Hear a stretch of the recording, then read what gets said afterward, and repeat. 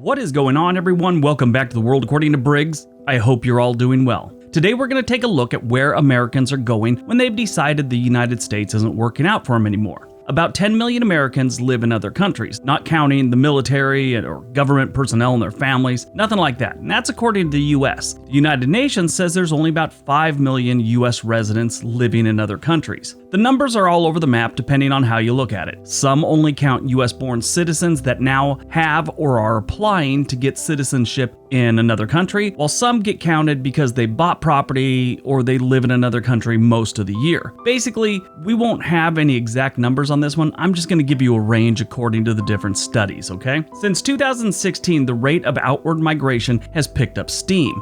That was until the pandemic hit and, threw everything out of whack. Trends are broken and people stayed put. The numbers on this list are what was reported by the US Census and a couple other organizations up to 2019. So why do people leave the United States to live in another country? Most of the time, it's money. About 60% of the people give that as a reason. They move to other countries for lower cost of living and more affordable housing. Other reasons listed were politics, family, romantic relationships, and one man listed Nigeria because a Nigerian prince owed him some money and he wanted to stay close to his investment. But whatever the reason is, a lot of Americans are moving to other countries to live their life. All right, let's see where all the expats are staying. Number 10, Italy. Good food, beautiful ancient cities, decent weather for the most part in most of the country, and it's a lot cheaper. When you look at the cost of living according to the world data, they use the United States as the base and they give it 100. Italy gets a 58. This means normal expenses are about 42% cheaper than here in the United States if you're living in Italy. The cost of living and the fact that you're living in Italy is why people are moving there. Italy is a very desirable place to live, especially by a lot of, Canadians and Americans. They want to live there. About 60,000 to 82,000 Americans are now living in Italy long term. Number 2, Peru. Yeah, I didn't see this one coming. This South American country boasts world-famous rainforests, beautiful mountain ranges, and very inviting people. The people here are really great. But the real reason people are moving here is the cost of living.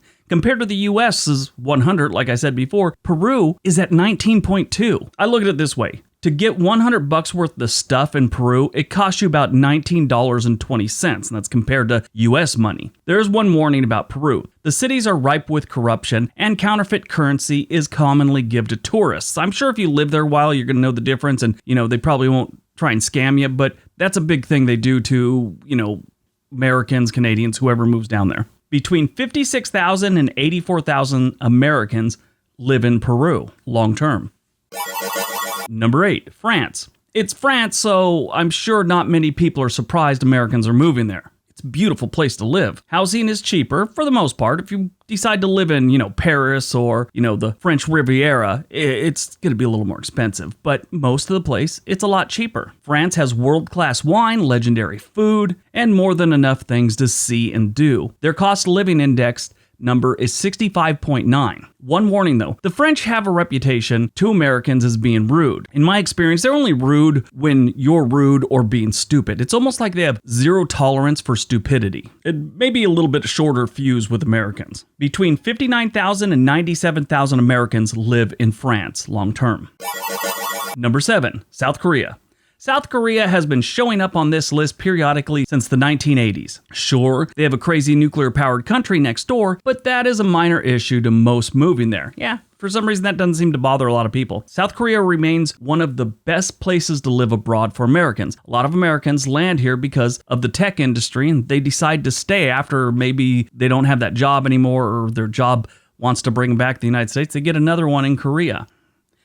South Koreans are known for being extremely welcoming towards newcomers. It's their thing. They're very, it's almost like here in the South we have Southern hospitality. Koreans are very hospitable. Additionally, expats in South Korea will have plenty of things to do outside of the cities. They always seem to have some sort of festival or something like that going on in different places in South Korea.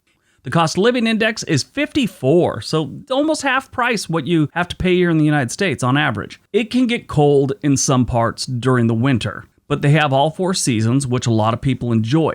The negative thing here is it's still technically at war with that crazy neighbor. So it's been over 50, really almost 70 years that they've been at war with North Korea, and not much has really happened in that time, but it's something you want to keep in mind. Between 67,000 and 111,000 Americans live in South Korea long term. Number 6, Israel. One of the main motivators for a new life in Israel is obviously religion. That isn't the only reason though. Israel has a growing tech sector and a really low cost of living. They come in with a 55.4 cost of living index. One thing to keep in mind, Israel isn't a war-torn desert landscape like Syria or something. If you've watched too much cable news here in the United States over the years, you might think that. Yes, they have had conflicts and unrest dating back hundreds and hundreds of years, but for the most part, it is very rare to have some craziness going on the streets of Israel. Israel is an amazing country with really nice weather, most of the time. That's what draws a lot of people in: cost of living, good weather, and religion. Between 76,000 and 122,000 Americans live in Israel. Number 5, Australia. That's right, the land down under has a whole bunch of Americans. They may not want them, but if you live there, you'd never know. They're always so nice. I'm sure some of them can be dick. It's weird how almost every single Australian I've ever met has been extremely pleasant and fun. They're just nice people. Weather and beaches play a big part in the American migration to Australia. Australia isn't as cheap as others on this list, with a 78.1 cost of living index, but the beaches, weather, and lifestyle are really why people move here. About 90% of the people in Australia live within 20 miles from the ocean. If you want to live inland, it's not as populated, so you'll find cheaper land, but maybe not cheaper everything else because of shipping and logistics and getting things to you. Sort of like here in the States, we have Alaska. Alaska's got cheap land in a lot of cases, but everything else is expensive because they got to ship it there. Between 114 and 145,000 Americans live permanently in Australia. Number 4, Germany. Believe it or not, a lot of Americans are moving to Germany. You never really hear about that, but yes, a lot of Americans have moved to Germany in recent years, but actually it's been going on quite a while. There's a lot of reasons for this. Germany is a little bit easier on the cost of living compared to the United States. Again, not as much as some of the other ones on this list with a 81.3 cost of living index. But that's really not what's bringing people in. They have a great quality of life, and their work-life balance is great, along with an amazing culture. Working hours are shorter in Germany than any other developed nation. Despite that, Germany has one of the best economies in Europe. Germany's excellent universal healthcare system explains why people there live 2 years longer on average than people in the US. They've got a great healthcare system, and if you're sick, you just go. There's not, big premiums or anything else to pay. Sure, taxes and all that, but it's a lot better. A lot of people like it there. The people in Germany are happy with their healthcare system. Between 127,000 and 142,000 Americans live in Germany. Number 3, the United Kingdom. There's a few reasons Americans choose to move to the United Kingdom. One of the main reasons is there's no language barrier. A lot of people that have decided they want out of the US will choose England, Northern Ireland, or Scotland because they don't want to have to learn another language, even though a good percentage of all European countries and the people in them speak English. Side note to that, if you visit or move to Manchester, they are speaking English. It may not sound like it at first, but it is in fact English. Healthcare history and culture are the main drivers for Americans to move across the pond and stay, after the language barrier thing. The cost of living index is 63.1% in the United Kingdom, which is a lot better than I thought it was going to be. The United Kingdom has between 215,000 and 252,000 Americans living within their border. Number 2, Canada. This one's a no-brainer. Everybody knows someone that's talked about moving to Canada. Normally around election years when people really start talking about this. I know they have a jump in Google searches for things related to moving to Canada every single election. It's like election doesn't go someone's way, they want to skip town. Healthcare and being close to the US are the main reasons Americans want to move to the Great White North. Healthcare is one of the biggest drivers for this migration, by far. Even Americans not looking for citizenship cross the border to get their prescriptions every single day in Canada. Canadians do pay a good amount of taxes for that healthcare, but at least they're not going broke trying to pay for some kind of surgery they had. I don't know. Don't want to get into that. But one thing I did think was strange, I thought their cost of living, especially with all those taxes, would be a lot higher, but it's not. It's 70.5 compared to the US. So, like I said, you can get $100 worth of stuff for $70.50 in Canada. That's not bad. 270,000 to 312,000 Americans live in Canada on a permanent basis.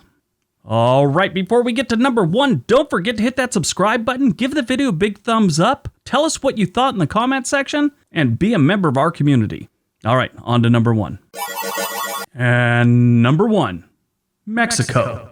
Yeah, this may shock some of you and others not so much. A lot goes into why Americans move to Mexico. Cost of living, weather, proximity to the US, food, and culture are the main drivers. One other is family. A lot of Americans of Mexican parents, Mexican descent, choose to live in Mexico with family. Maybe the parents got deported, maybe they just decided to go back to Mexico as they retired, whatever the reason. A lot of people born here are choosing to live with their family in Mexico these days. That wasn't always the case. They used to put a lot of effort into coming to the United States and never leaving. It's not as big of a deal as it used to be. Mexico has some serious crime. The US does too, but we often turn a blind eye and accept our crime while looking at Mexico like it's some kind of war zone. They do have some really bad areas that are run by cartels and things like that.